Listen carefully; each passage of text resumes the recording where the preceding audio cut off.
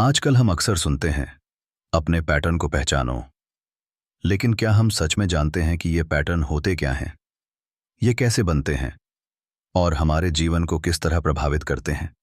इसे समझने के लिए हमें थोड़ा जीवन के साथ पीछे चलना होगा। जीवन के जुड़े पहलू के साथ इसे समझने का प्रयास करेंगे। एक समय था जब परिवार को संतुलन में रखने के लिए एक व्यवस्था बनाई गई। पुरुष बाहर जाकर कमाए और महिला घर संभाले। यह उस समय का समाधान था, ताकि घर और बाहर दोनों का संतुलन बना रहे। जीवन को जिस तरह से चलाना सहज लगा, उसी दिशा में हम चल पड़े। लेकिन धीरे धीरे यह समाधान एक सोच बन गया और फिर एक मजबूत पैटर्न। समय के साथ यह धारणा गहराने लगी कि महिला का काम सिर्फ घर संभालना है। इस सोच ने उसकी शिक्षा, समझ और उसके अंदर के पोटेंशियल को धीरे धीरे दबाना शुरू कर दिया।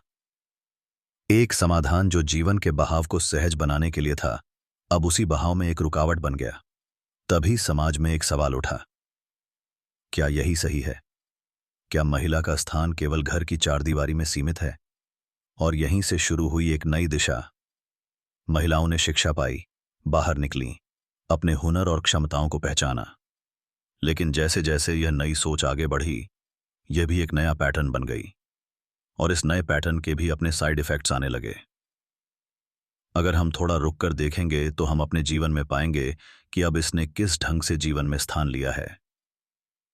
अब फिर से जीवन ने हमें रोका, सोचने पर मजबूर किया कि अब क्या। यह चक्र चलता रहता है, समाधान आता है, धीरे धीरे पैटर्न बनता है और फिर वही पैटर्न एक नई समस्या का कारण बन जाता है। और तब हम फिर रुकते हैं, सोचते हैं और एक नया समाधान तलाशते हैं। यही तो जीवन का स्वभाव है। यह किसी स्थिर सिद्धांत पर नहीं चलता।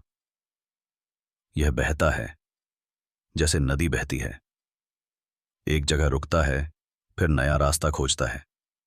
हर समाधान जब अपनी सीमा पार करता है, तो वह हमारे भीतर असंतोष पैदा करता है और यही असंतोष हमें नया रास्ता दिखाता है।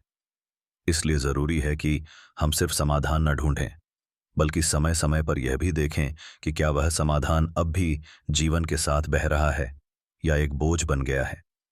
जीवन हमसे कुछ कह रहा होता है, बस हमें रुककर, महसूस करके, समझकर फिर उसके साथ बहना होता है।